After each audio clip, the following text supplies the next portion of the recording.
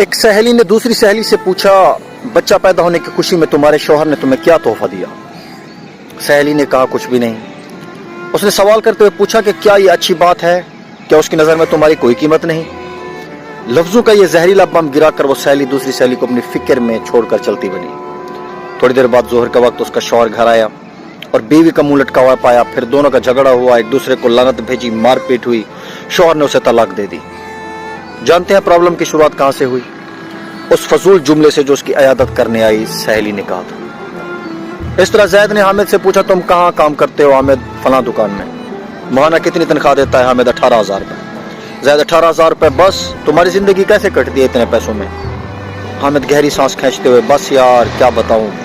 Meeting खत्म हुई। कुछ दिनों के बाद हामिद अब अपने काम से बेजार हो गया और तनख्वाह बढ़ाने की डिमांड कर दी, जिसे मालिक ने रद्द कर दिया। नौजवान ने जॉब छोड़ दी और बेरोजगार हो गया। पहले उसके पास काम था, अब काम नहीं रहा। एक साहब ने एक शख्स से कहा जो अपने बेटे से अलग रहता था, तुम्हारा बेटा तुमसे बहुत कम मिलने आता है, क्या उसे तुमसे मोहब्बत नहीं? बाप ने कहा, बेटा मसरूफ रहता है, उसके काम का शेड्यूल सख्त है, उसके बीवी बच्चे हैं, उसे बहुत कम वक्त मिलता है।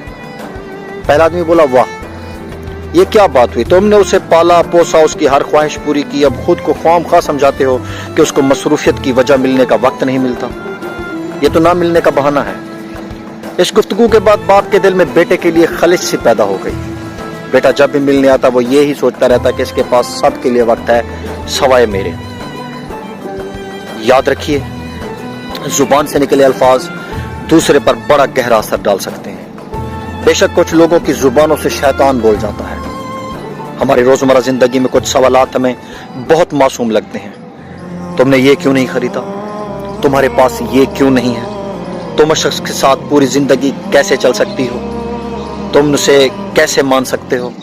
इस तरह के बेशतर सवालात नादानी में या बिला मकसद हम पूछ बैठते हैं, जबकि ये भूल जाते हैं कि हमारे ये सवालात सुनने वाले के दिल में नफरत या मोहब्बत का कौन सा बीज बो रहे हैं।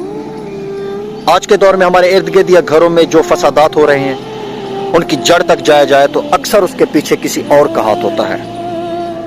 वो ये नहीं जानते कि नादानी में या जानबूझकर बोले जाने वाले जुमले किसी की जाती जिंदगी को तबाह कर सकते हैं। फसाद फैलाने वाले ना बनो। लोगों के घरे में अंधे बनकर जाओ और वहां से गूंगा बनकर